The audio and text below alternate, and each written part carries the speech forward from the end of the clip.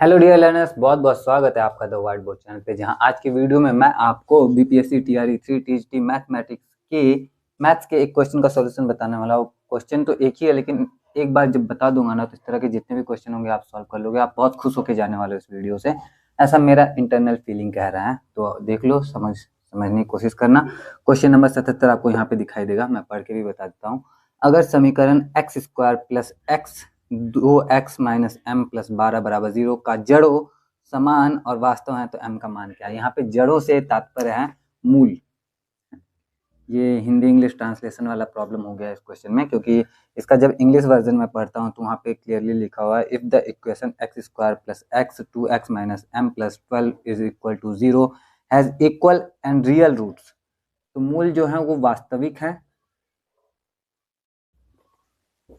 और क्या है, वास्तविक और बराबर है, तो m का मान ज्ञात करना है। हम समीकरण भी लिख लेते हैं। X square plus x bracket में 2x माइनस एम प्लस 12 बराबर 0।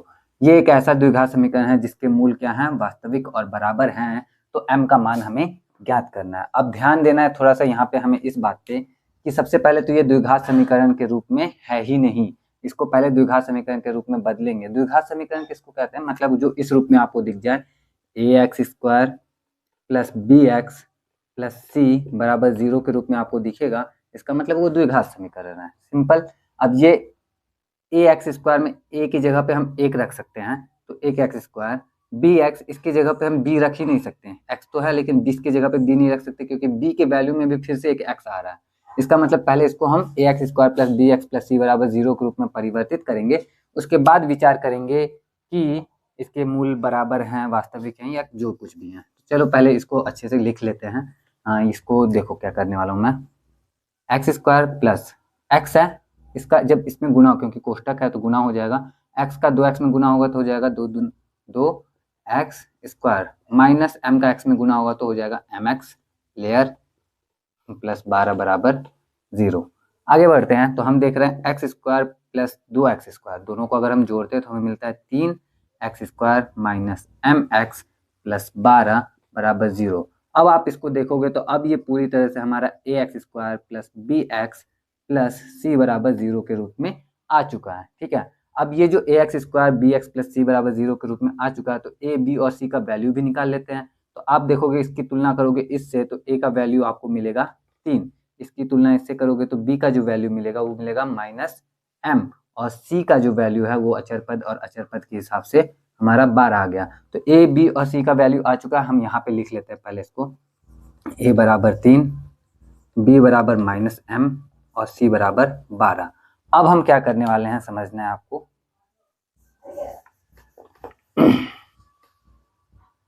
ओह मिटा दिया, क्या था हमारा, लिख लेते हैं।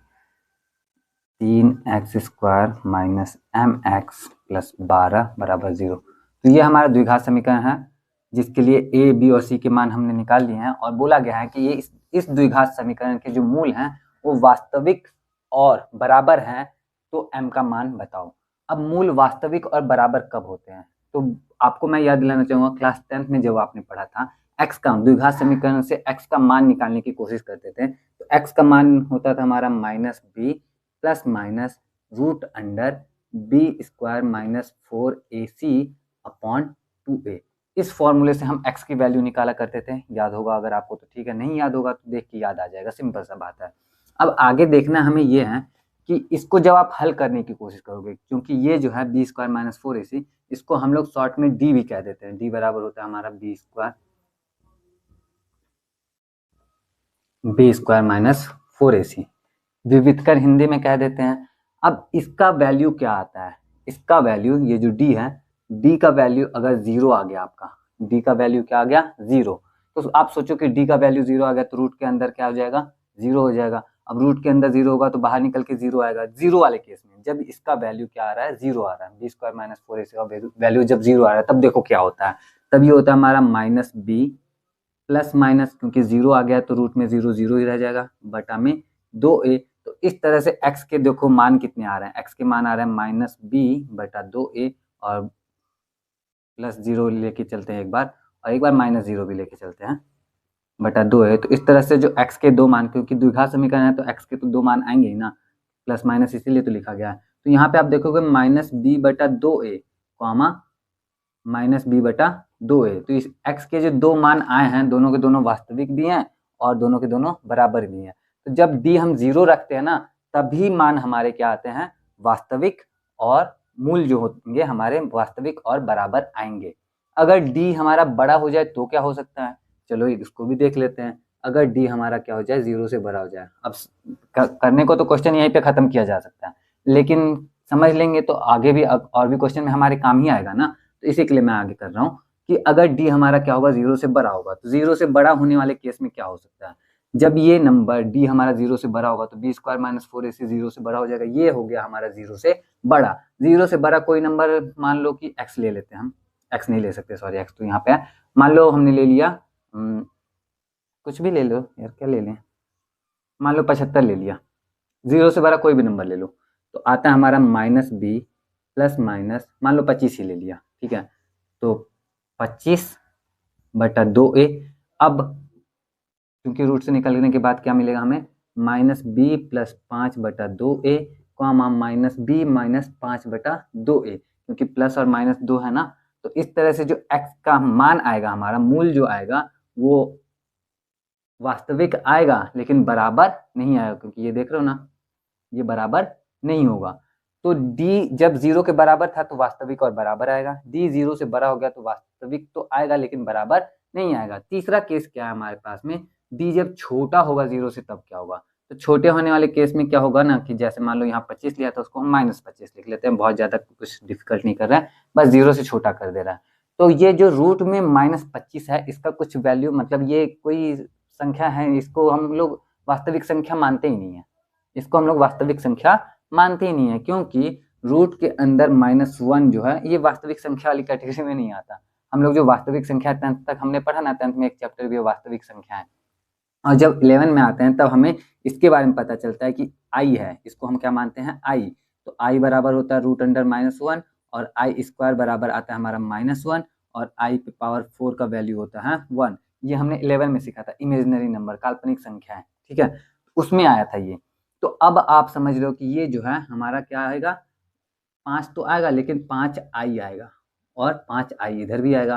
तो ये चूंकि i आ गया है इसमें, इसलिए वास्तविक संख्या रह नहीं गया, ये काल्पनिक संख्या हो गया है, और इसके मूल अलग अलग आएंगे और काल्पनिक आएंगे, वास्तविक नहीं आएंगे, ठीक है। बस ये था हमारा सिंपल सा बात। अब हम लोग क्वेश्चन पे आते हैं थोड़ा सा फिर से, क्योंकि काफ़ी समय हमने बिता दिया है। उम्मीद करता हूँ कि ये समय जो हमने यहाँ पे लगाया है वो आपके लिए हेल्पफुल हो। अगर होती है तो कमेंट करके बता दिया करो, ताकि ऐसा नहीं लगे कि इतना टाइम मैंने वेस्ट कर दिया यहाँ पे, ठीक है ना। अब देखो, समझना है हमें क्या पता करना है, हमें पता है कि b² - 4ac जो कि d है, वो अगर हमारा 0 के बराबर, क्योंकि इसके बारे में कहा गया कि इसके मूल वास्तविक और बराबर हैं, तो इसके लिए जो ये b² - 4ac है, वो किसके बराबर होगा, वो हमारा 0 के बराबर होगा। तो चलो b² की जगह पे हम -m² करेंगे तो m² हो जाएगा, माइनस में 4ac है, तो 4ac को हम लिख सकते हैं इस तरह से, 4 × 3 × 12 बराबर 0 हो गया। अब m बराबर आ गया हमारा 12 × 12, तो m का वैल्यू आ रहा है हमारा क्या, m का वैल्यू आ रहा है 12। m का वैल्यू 12 आ गया। और एक और चीज क्वेश्चन में देखते हैं m का वैल्यू 12 है कि नहीं है। Question number 77। Okay okay okay, तो क्वेश्चन नंबर 77 में देखोगे 12 भी है और -12 भी है, दो वैल्यू दिया गया है। और हम जानते हैं कि जब यहाँ पे m² बराबर 12 × 12 लिखा हुआ है, तो m² बराबर हमारा 144 लिखा हुआ है, तो m का जो वैल्यू आएगा रूट में 144 आएगा, और रूट में 144 का मतलब होता है +-12। तो 12 भी सही है और -12 भी सही है। इस वजह से इस क्वेश्चन का जो राइट आंसर होगा वो ऑप्शन डी >1 होना चाहिए। इस बात का ध्यान देना होगा आपको एग्जाम में, अदरवाइज गलती से गलत हो जाएगा तो फिर एक नंबर कट जाएगा, तो बहुत सारे लोगों से पीछे हो जाओगे आप लोग। तो ध्यान देना, समझ के करना। बाकी उम्मीद करता हूँ कि ये मैं आपको अच्छे से समझा पाया हूँ। अगर समझ में आ गया है अच्छे से, वीडियो आपको लगा है अच्छा, तो वीडियो को लाइक जरूर कर देना, कमेंट भी कर देना। आज की वीडियो के लिए इतना ही है, मैं मिलूंगा आपसे नेक्स्ट वीडियो में। अगली वीडियो के लिए अपडेटेड रहना हो तो चैनल को सब्सक्राइब कर लेना। अर्ली एक्सेस चाहिए तो चैनल की मेंबरशिप ले लेना। मिलता हूँ नेक्स्ट वीडियो में।